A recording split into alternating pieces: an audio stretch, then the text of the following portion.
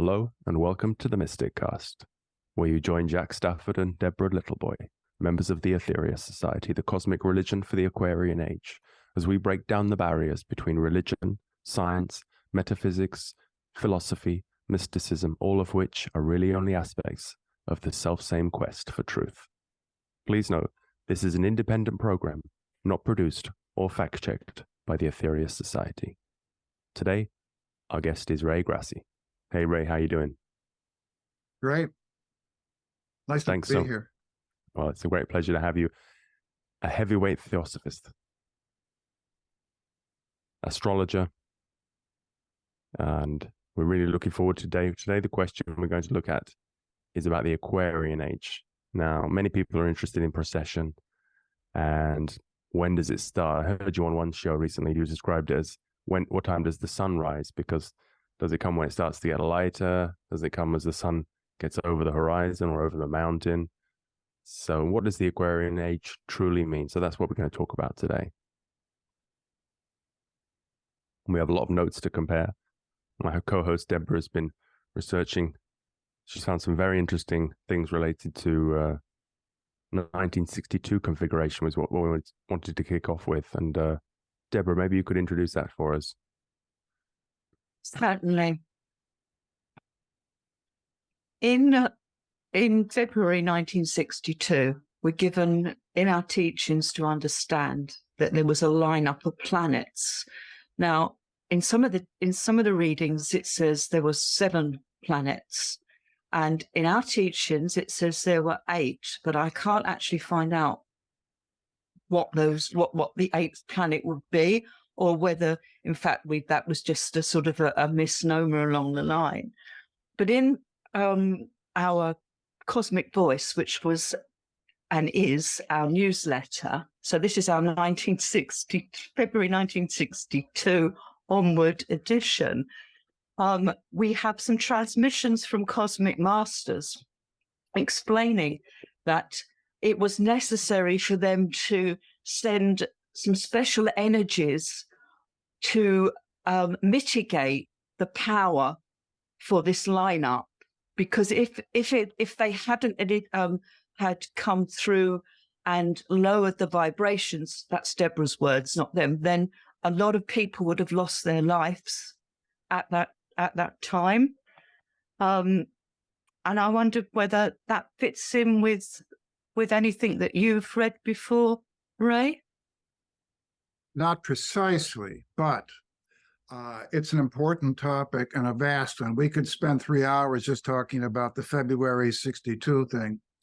But I'll start by saying this, that there are certain times that are more powerful than others, astrologically. And like sacred moments or just powerful moments, because they can go either way. That energy can be directed in constructive ways or destructive ways, or that includes 62. So in early February of 1962, there was one such powerful moment. Kairos is the Greek term for a kind of a special moment. And whether it was 7 planets or 8 bodies, what made that one especially powerful is that there are, of all the different kinds of signifiers for powerful moments, planetary lineups are one of those. That's when you see a lineup of 5, 6, 7, 8, bodies. But the other one are eclipses, and that's actually an alignment too. That's when the sun and the moon come together. And the thing that made February of 62 so unusual was it was both. It was a lineup of planets combined with a solar eclipse, which is extraordinary. And I think the most important thing to keep in mind about lineups like that is that they are seed planting times. People often say, in that article I sent to you yesterday, Deborah, people often say when these lineups occur, or a few days later, they'll say, nothing happened. Why, that wasn't so powerful. It's like, it's just when the seeds are planted. It's not when the full manifestation occurs. And so what happened in February of 62 affected the entire 60s, if not hundreds of years into the future. And the 60s were unusual because it wasn't just that lineup. There were three major, actually more, but three major openings, you might say, when the veil thins, and that was one. The other one was the Uranus-Pluto conjunction in 65 and 66, which hadn't happened since around 1851 or so. And then the last one was when Jupiter came along and conjuncted that Uranus-Pluto in 69, almost to the day when Neil Armstrong set foot on the moon. The summer of Woodstock, but also around the time of the Manson murders. It's never all good or bad. The power that comes through, the opening that takes place, allows in all sorts of things, angels and devils at the same time. And so what happened in early February of 62, it was a seed planting time. So for example, you see the start of things that became more powerful later on, like in rock music. And Bob Dylan's first album came out several weeks after that February date. David Foster Wallace, the great writer, he was born a few weeks later. The Beach Boys, the Rolling Stones, the Beatles signed their first contract in the months after February of 62. You did not see the full implications of those things till long afterwards, especially during that Uranus-Pluto. And so, for instance, in February of 62, you had major advances like Telstar was launched, which really began that telecommunications network, which you can see as a good or a bad thing, depending on how it was used. It was also not just in rock music. You see changes there was a lot of emphasis in the 60s, of course, on things like revolution and social activism, that sense of the importance of the group to enact change. Was also a major emphasis on ET and extraterrestrial possibilities and that sort of thing. And also, Manly Palmer Hall was the first one that I'm aware of that pointed out that these lineups often precede wars, like 1914, 1899, et cetera. I mean, there's a whole list of these things, which I could dig out if you want. But when 1962 happened, he said, will there be some kind of, war that happens? Well, the Cuban Missile Crisis occurred a few months after the February lineup. Now, that doesn't mean those lineups are intrinsically bad. That's a very simplistic way to look at it. It's simply that it triggers changes, and one of those symptoms of that change can be war or conflict. Wars are often symbols of tectonic shifts taking place in the culture. So where was I going with this? I'm trying to think of what I was building up to here. What was your question, if you could rephrase that, and I'll get back to the thread here. Well, in fact, you pretty much covered where I was coming from. I was wondering what the significance of that was. But if I can take you a step further, we might have to sort of circle back. Yeah. But in your email to me earlier on, you mentioned the May 2000 lineup.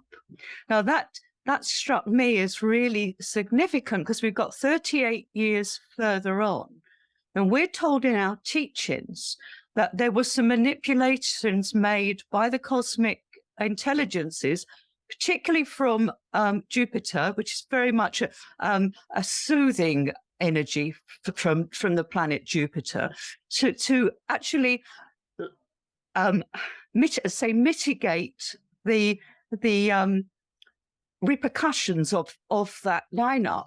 So I said to Jack, could it be, or it seems as if the cosmic masters looked into time, they saw that there was an opportunity 38 years down the line where we're going to get another major lineup, so that if you like an echo, we can stretch it out, and then when it comes in again, maybe humanity will be more able to absorb these heavy vibrations.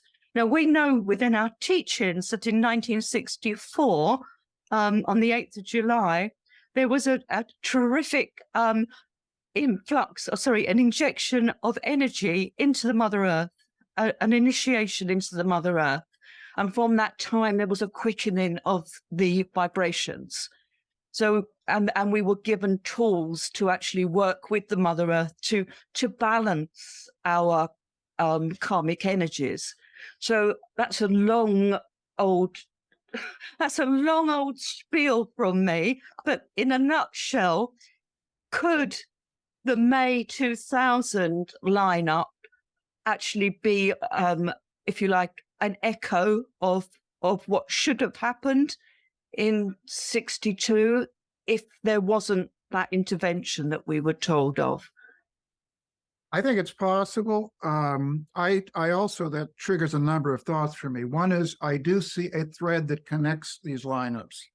It's as though one lineup is an echo of a previous one, and things that began under the one culminate under the other. That I think is very interesting. A whole, I think, study could be done of that sort of thing. And I also personally believe there are beings that are pulling the strings, so to speak, and helping out and trying to mitigate things.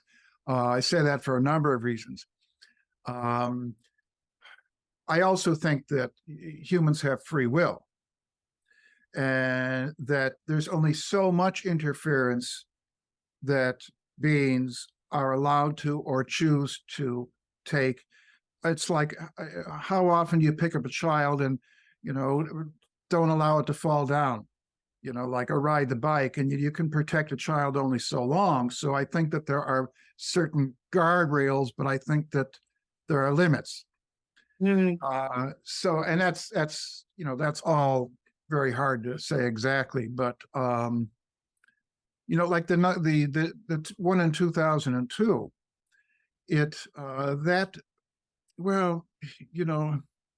again, you have to look at the long term. You see so many good things coming out of these lineups, and so many difficult things. Like, I personally think that 9/11 was one of the repercussions of the 2000 lineup. It occurred not long after, just like the Cuban Missile Crisis was one of the negative repercussions of the 62 lineup. But there's so much positive that comes out of these things too. It's a funny thing. This is a little bit tangential, but in 62, I went back over and I was looking at press releases and magazines and books that came out in 1962. And the same week as the lineup in 62, on the cover of Life magazine was a picture of John Glenn with the astronaut's helmet on. And that, I think, spoke to that kind of the outer space connection. And like in 2002, the movie Gladiator came out the same week, which I thought pointed to possibilities of changes with Middle Eastern terrorists and Osama bin Laden, who I mentioned by name in the article in my book Signs of the Times.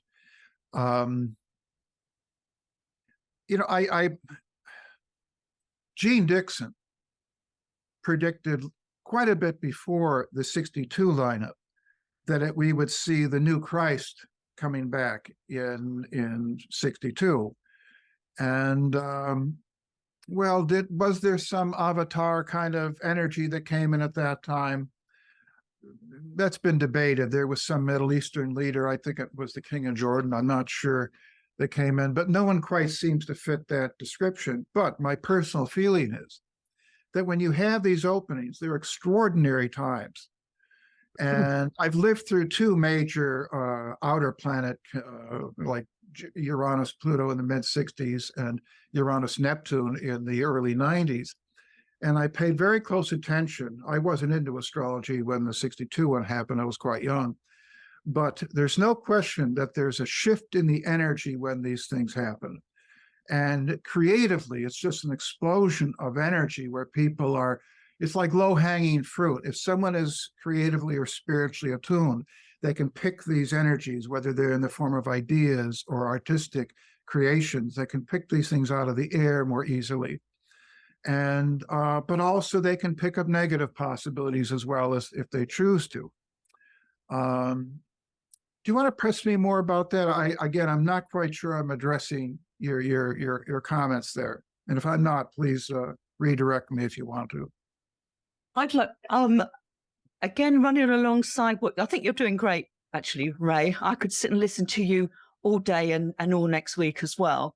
Yes, what I'd like to share with you, just to see what your response would be, is that we are told that the manipulations that were made by the cosmic masters just prior to the 62 configuration and shortly afterwards, there was on the 1st of February 19, I'm reading now from this book here, but on the 1st of February 1962 at 10 p.m., Mars Sector 6, which is a code name for a cosmic intelligence that spoke through Dr. King, directed Jupiterian energies from satellite 92 in the orbit of Jupiter and satellite 216 in orbit of Earth from satellite number 3.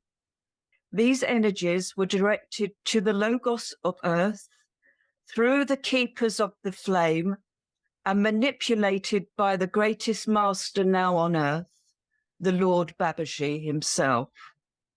At the end of this manipulation, there was a council meeting on Earth attended by the Lord Babaji, Mars Sector 6, and the Lords Buddha and Sri Krishna.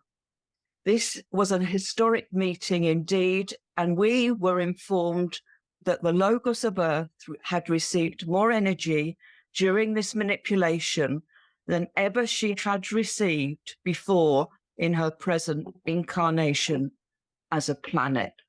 I'm just reading that to you. It just blows my mind that people like these cosmic intelligences were there almost. I can almost see them as if you, Ray, and Jack and myself were going, well, look, what are we going to do about, what are we going to do about this? Well, this needs to be done. So let's do that. And then we've got to have a meeting to actually find out what the next move is. Now, I'm obviously being really irreverent to these great masters, but it's very practical. There's nothing wishy-washy about this. Cosmic chess. It's very definite. And what you've been speaking to us about is a very definite repercussions of these energies.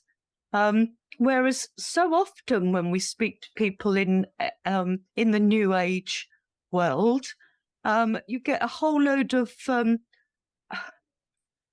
there's nothing concrete in it, and so to have this to have somebody that's like yourself that's obviously investigated, you've gone back, you've looked at the magazines, you've seen what's happening, you're seeing what's happening further on, it's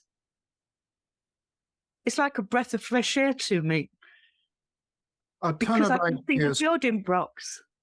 A ton of ideas are going through my mind right now. One of which is that it's a part of many traditions, esoteric traditions, that when you have major celestial configurations like this, you make an effort to plant positive seeds in that time because it's a very potent sort of seed planting energy. So for instance, like in India during eclipses, not just India, but in Tibet and various other traditions, that during a solar eclipse, it's a time when you do certain mantras, or you go into the Ganges River and you put yourself in water and you pray to certain deities or whatever. There's a very acute sensitivity to the importance of those times and utilizing them as a time when you want to make sure that the most positive sorts of energies are planted then.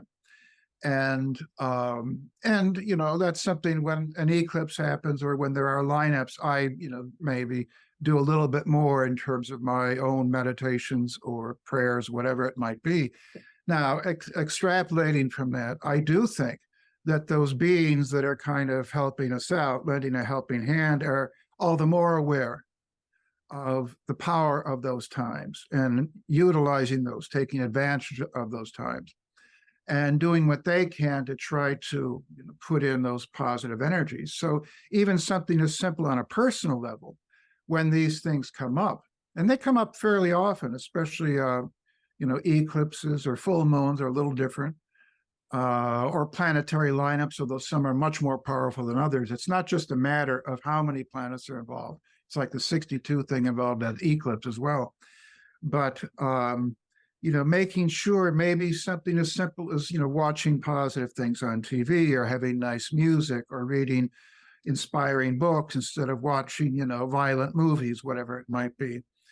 It's something that I think is something the average person can do to try to help things along a little bit. So it's not just the beings that are helping out, whoever they may be. And I think, I do, Babaji is a figure in my tradition, my main lineage, the Kriya Yoga lineage. And, I think that it's a co-creative thing. It's not just these beings helping us out. It's something that we can do ourselves. And every new moon is an example to do that, for example. Or every time a planet changes direction, like a retrogradation or a planet moving forward, these are all significant times. It's, we're loaded with these sorts of opportunities if you want to take advantage of them. And I do think the 62 lineup, the 60s were such an extraordinary time, and I feel very fortunate to have lived through it, because I was able to see, even though I wasn't into astrology then, I had read a book on it by Joseph Goodovich, but, and you hear about it, you turn on the Tonight Show with Johnny Carson and you'd hear people talk about sun signs and that sort of thing. But looking back, I can see what was going on. In fact, I have a book coming out sometime this next year where I devote a large chapter to the 60s and the importance of the 60s in various ways. It's an extraordinary thing to watch what happens. Like I say, it's a thinning of the veil. And I can go into all sorts of esoteric reasons of why that is, but like I've mentioned in several of my articles and books, this is something artists intuitively understand. So in the movie 2001, for example, Kubrick symbolizes those tectonic shifts in evolution with a lineup of planets. So at the point when the apes kind of wake up and change into humans, or start the process into human evolution, you see a lineup of planets above that obelisk. And then at the end of the movie, when the astronaut Bowman, which is an interesting name, it's Bowman like Sagittarius, when he undergoes that transition and goes through the Stargate, it's accompanied by a lineup of planets again. So, and the movie Dark Crystal, at the key moment of that huge evolutionary shift at the end of the movie, it's when the planets line up. There's something that is understood about these are significant times, I think, when the internal energies kind of awaken or open up and you can access what's happening, but you can not just access the energies, you can affect the energies, you can influence the energies. So that's again where we're getting back to this idea of, are there beings that kind of help out, that want to, do what they can to kind of, plant their own seeds and do what they can to prevent the negative thing. It is interesting to me, getting back to your point, to Manly Palmer Hall's idea that these lineups often accompany major wars. Isn't it interesting that the one real exception to that thus far was 62, when you had the Cuban Missile Crisis that was almost a war? Now, why did that not actually turn into a global conflagration? It raises some interesting questions about what you were saying. It got very close. I mean, I remember the duck and cover thing very well, and how scary that was. I was 10 years old, I think it was, when the Cuban Missile Crisis happened, and there was legitimate concern that we were all going to burn up in a huge nuclear war. Why did it not happen? There's a lot in Cosmic Voice about that. Our master was involved quite heavily. I don't know if you have the issue to hand, Deborah. No, I haven't, unfortunately, but absolutely. We've got lectures there saying that it says something like, it wasn't your politicians, it wasn't Kennedy. I know who stopped that war. I know how that war was stopped. And so, yes, it's what you're saying is music to my ears. One thing you mentioned that.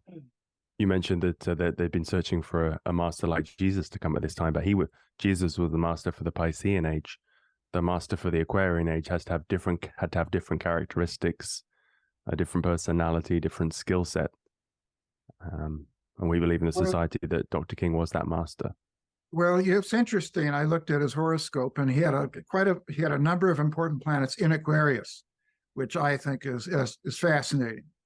In fact, he was born, I think it was in January of 1917, very close to my mother, curiously. His chart is quite close to my mother's and to Shelley Trimmer, who was an occultist that I studied with and wrote about in one of my books. There was a very powerful period between 1917 and 1919 when Saturn and Neptune were both in Leo, and he had it at the top of his chart, like Abraham Lincoln, curiously enough, another Aquarius. King had a pretty powerful horoscope, and you can't tell everything from a horoscope. It's an interesting, how shall we say, it gives you a map of certain potentials. You can't tell what the person's going to do with it, but his chart is quite interesting from the standpoint of like a revolutionary, sort of someone that came here to make changes. He's got a very tight Uranus opposed Saturn. Mars is with the Uranus. It's a fascinating horoscope. It's a difficult one for a young person. I think there might have been a lot of suffering, working through Yes, he had many. stages. It's not an easy chart, but a very powerful chart in a lot of ways, and spiritually with a huge amount of potential, but the weight of a lot of responsibility, spiritual responsibility, you might say. I think I got off the topic of what you were saying. I'm not sure. Well, the master for the Aquarian age, he had the toolkit, Yeah, I mean, there's no such thing as the perfect chart, is there? You're born with the potential for this age. So what you do with it is different. There is a theory, and I'm quite fond of it, although I don't put down stakes firmly on this whole question. But there is a theory that the avatar of the Aquarian age is all of us. Aquarius is the group. It's the co-creator idea. And I put a lot of emphasis in my writing about the movie The Wizard of Oz. L. Frank Baum, with his Uranus conjuncting the sun in his birth chart, he was one of those vanguards, I think. He was a theosophist, yeah. Yeah, he started out as a theosophist. Well, he kind of, I think remained so throughout his life. But the interesting thing about The Wizard of Oz is it's an extraordinary symbol on a lot of levels, a kind of a mythic text of what the emerging age is all about. And so Dorothy is looking for the answer, and she goes to this quasi-guru figure, the wizard, only to discover that the answer is within her, and that it's not within that external sort of God figure, so to speak, the all-knowing great wizard. And that's one of many levels in that extraordinary story. The other one that I think is just as fascinating is that in the conventional hero's journey that Joseph Campbell wrote about, it's a single person going on a quest. In The Wizard of Oz, it's these four individuals. It's a group quest. Each one has completely different goals, and yet they are somehow united in going to find the answer to their quest. That's a very unique thing in terms of the history of mythology. Like in the Knights of the Round Table are all looking for the same thing, the Holy Grail. In The Wizard of Oz, they're all looking for something uniquely different. And one of the points I make in several of my books is the idea that if someone asked me to sum up the difference between the Piscean age and the Aquarian age very simply, I'd say meditate on the difference between a Gregorian choir and a jazz band.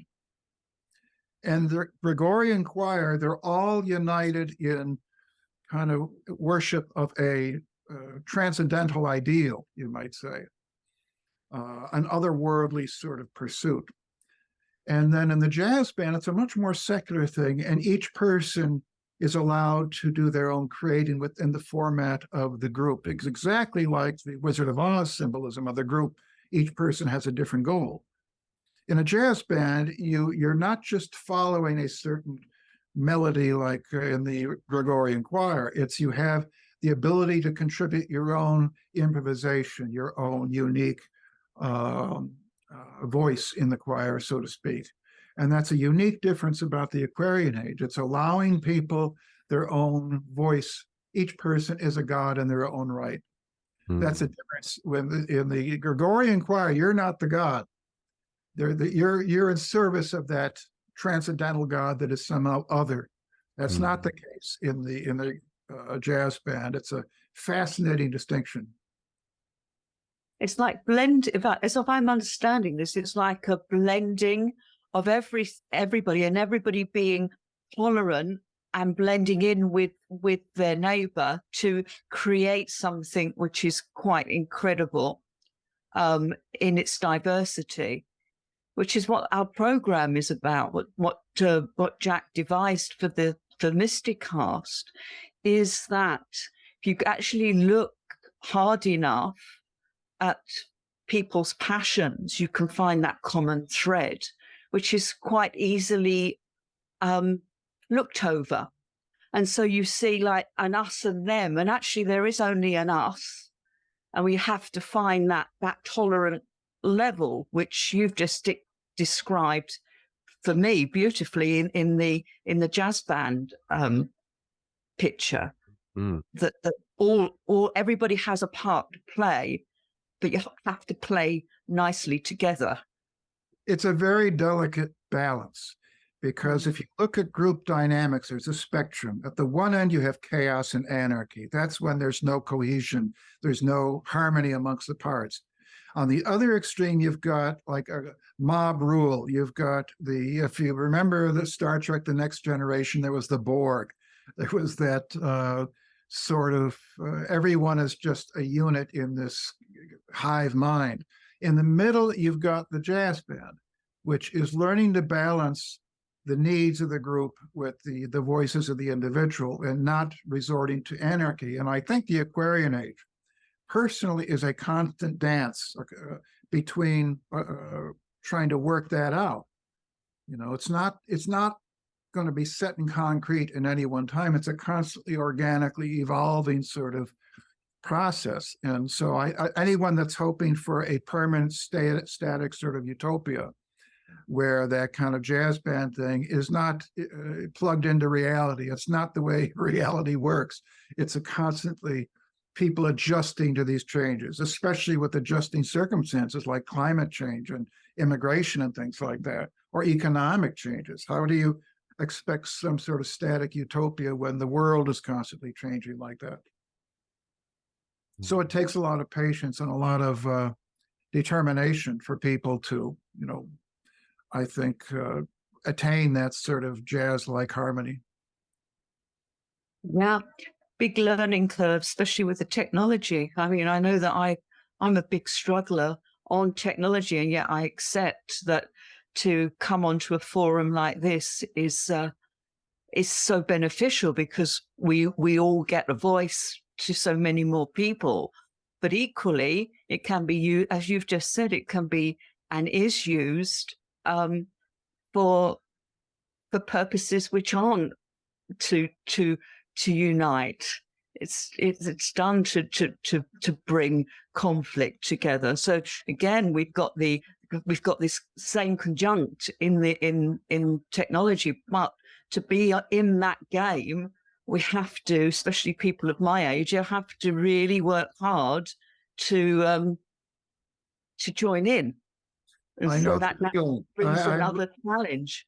I'm not a tech person, so this has really been a difficult adjustment. But the internet is like the jazz band on a global level. It's a fascinating, or I once called the internet the exoskeleton of Pierre de Chardin's noose, this idea of the mental atmosphere, you might say.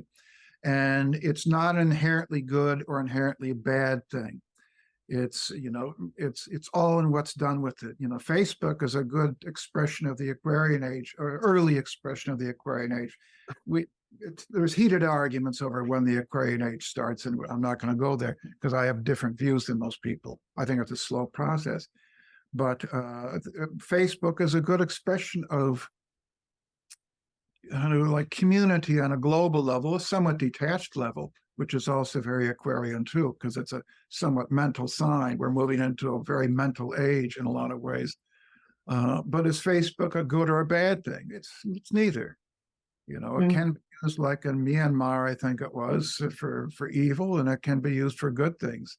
You'll see, you know, the one mind, the notion, the phrase that you sometimes see is one mind.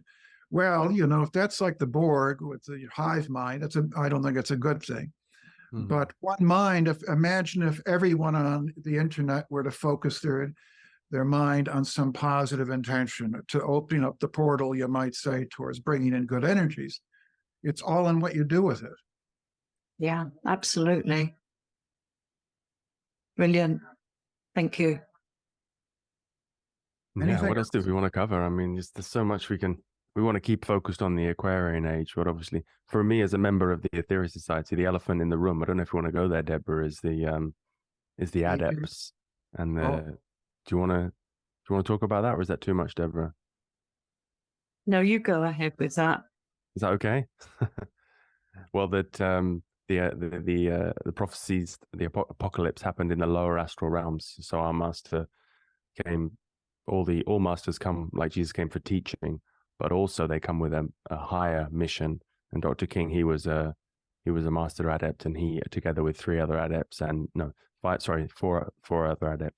Lord Babaji, they took on the dark forces in the lower astral realms. And there was after the primary initiation of Earth, there was the prophesied apocalypse, but in the lower astrals. And so that obviously comes in, that's the beginning of setting us up for the Aquarian age, and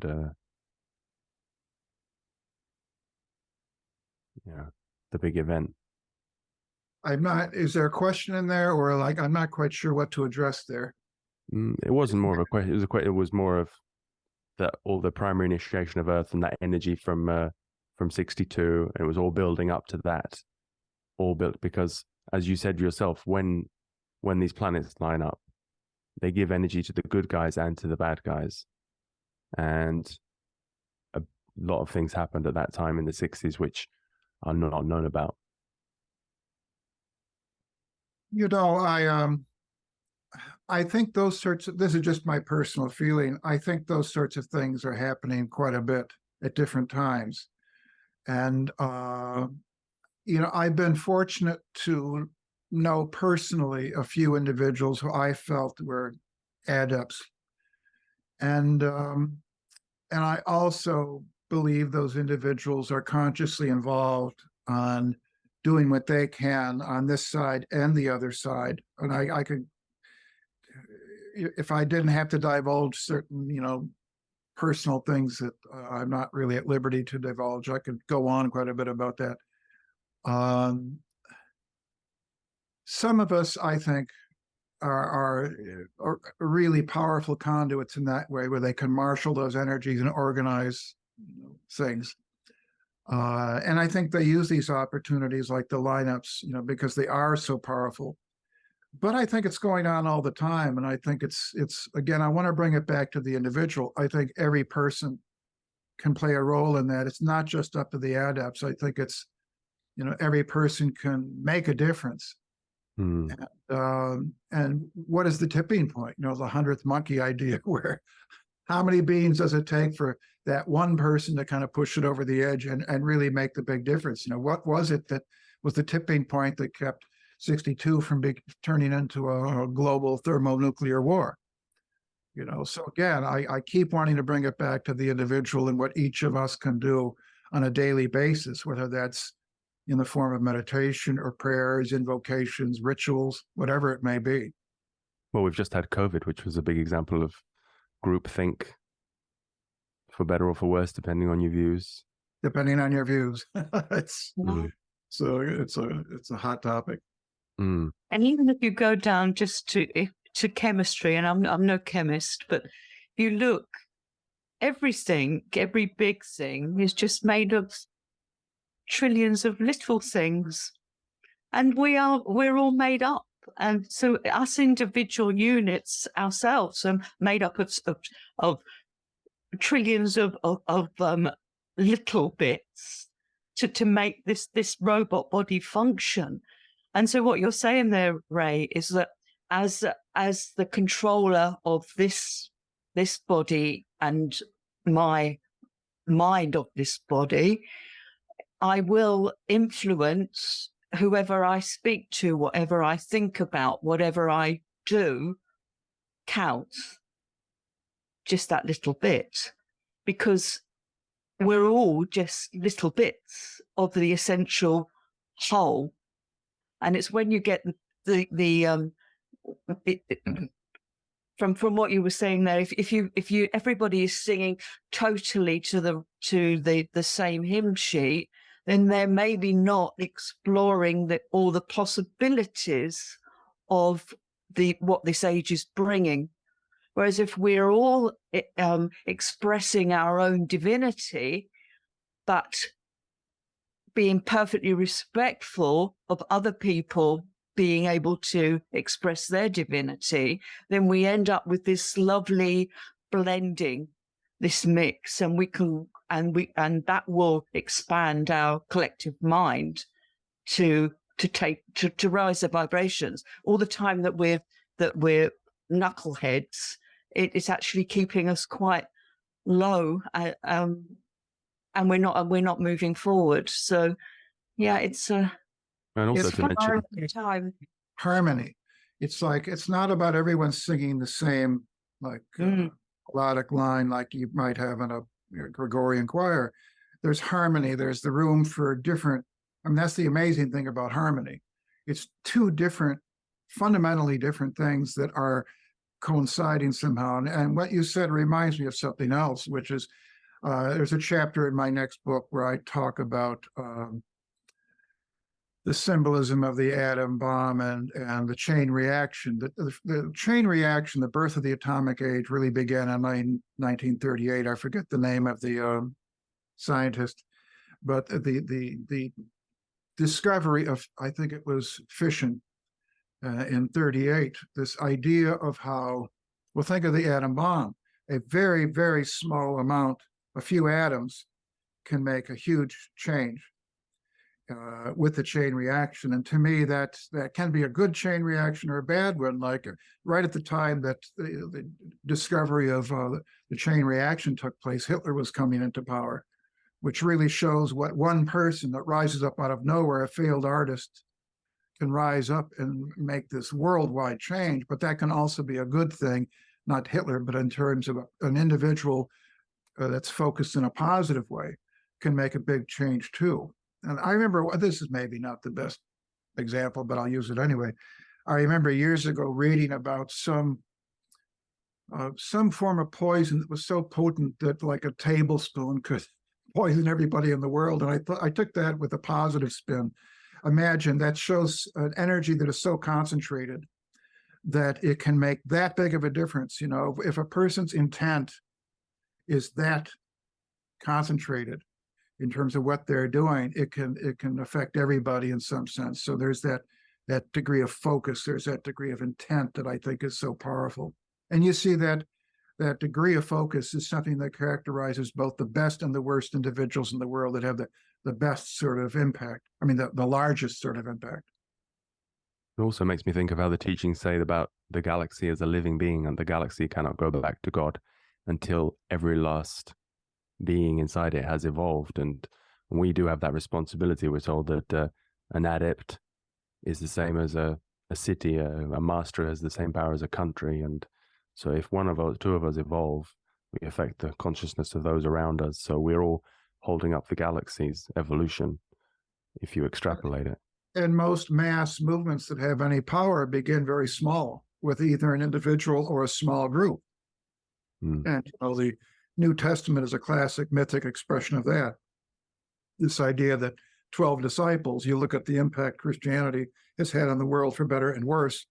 And that started supposedly, although we can go into the history of it in terms of, you know, the political machinations and all this, but it's, you know, those major tectonic movements always start small. But that was right on the Piscean age, no? The beginning of the Piscean. Yeah, and I think that's true for the, you know, you look at individuals like, whatever you may think of them, like Mark Zuckerberg or Elon Musk or Bill Gates or whoever, Steve Jobs. There's individuals that might be working in a garage that changed the world. And again, I'm not getting into the good or bad of that. I'm just saying that shows the power of intention and the power of that concentrated focus. Yeah.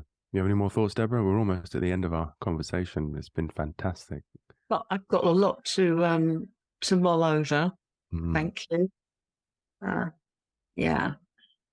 Thank Do you. you have any questions for us, Ray? Because obviously, Let me think. My mind, gets going with these things. I'm not sure what direction to take it in. One thing that I do think factors into maybe your group, possibly, is that, as I've written about, I do feel that a big part of the coming age is the ET question. And now, whether you see that, I'm ambivalent about whether we're talking about beings from other planets or other dimensions or other time frames or other realities entirely. That's an open question for me, and I don't really go there. I think it's a multi-headed hydra that we're dealing with. I don't think it's one thing. But I do feel that is shifting fairly rapidly, especially with Pluto having moved into Aquarius recently. And that you see all of this discussion happening in the news lately, especially with David Grush and the Senate hearings, I think it was. There's a shift taking place, and I think it corresponds to our minds. These things happen in correspondence to our opening up to these ideas, and I think that what's happening now is the collective mind kind of opening up again, whether that's good or bad. It's not going to be all good or bad. But I think I'm going to be watching this very carefully the next few years, especially the next 6-7 years, because of various planetary factors. And, I think it's forcing us, it may be that the jazz band ideal that I spoke about isn't just different humans playing in concert with one another, improvising. It may be humans in relation to other dimensions, other realities, other beings, that sort of thing. It could be a very interesting time we're coming into. So I'll add that to the discussion. Yeah, it's interesting because Dr. King covers both. He was an extraterrestrial intelligence who came to take on people in other dimensions. Because we have the 7 realms of each chakra is a realm of, according to our teachings, each chakra is a realm of consciousness with 7 above the root chakra and 4 below. And so he incarnated as a human form because for karmically, as the Master Jesus, he was also a cosmic master.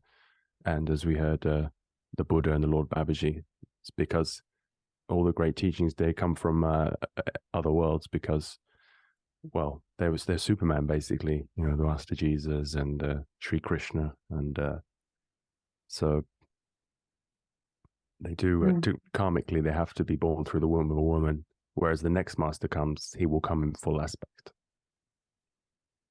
Yeah, lining up with what, sorry, Ray, you go first. No, you go. Lining up with what you had said there, we've got the objects of the Aetheria Society, of which there are 14, and the 4th one is to organize a society so as to create favorable conditions for closer contact with and ultimately meetings with the people from the other planets. Number 4 in what was written, which is why our society was formed. It's to bring about these conditions by teaching the spiritual truths and by learning how to use our bodies to radiate spiritual energies, to use them in the way in which they were intended to be used. Our bodies weren't intended to be used to play bingo and drink light beer. That wasn't the main cause for them. Although we lost something a bit along the way. But so lining up completely what you've just said there, it's we're making those conditions right so we can bring in extra help from people that know more than we do, and we then can learn from them. as they're allowed to by karmic law, to speak to us and to teach us. So yeah, the lineup's there. It's And one day the ascended masters will come into the back into the universities, and we're told so. yeah, I'll add one more point to that, which is that one of the key ideas of Aquarius is the term decentralization. And what I mean by that, if you look at Leo and Aquarius, the opposite signs of the zodiac, in relation to body parts, Leo is the heart, and Aquarius is the distribution of the blood through the system. One is the centralizing factor, the other is the decentralizing factor. And I think that we've been seeing for several hundred years now, a gradual decentralization on a number of fronts. For example, Copernicus decentralized our sense of the cosmos. Freud decentralized our psyche by putting ego kind of at the periphery. I'm forgetting some of the others here, but I think that in the coming years, we're going to see a major decentralization in terms of realizing not only maybe that an earlier decentralization was Edwin Hubble, who went to high school a few hundred yards from where I am right now, decentralized our galaxy, realizing our galaxy wasn't even the entirety of the universe. But now, what if we discover that our universe is not the only universe, or our dimension is not the only dimension, or our race of humans is not the only intelligent race in the universe? Every time these decentralizations happen, we're forced to kind of stand back and rethink everything, to get out of our provincial perspective. And I think a large lesson of what we're having to deal with now, but especially in the next 10, 20 years, is having to recalibrate everything we thought about who we are and, what reality is, maybe in some sense. So anyway, I'll maybe close with that. I don't know if you have any other... Well, just to mention, that ties in exactly what Master Jesus said in the 12 blessings in his the new cosmic teachings, that we're all divine sparks of God. We are divine. We are each, which is exactly what I've heard you say before. So, yeah. Even though there is one God, but we're all part of that God, and we're a long way from him at the moment. God is a big topic.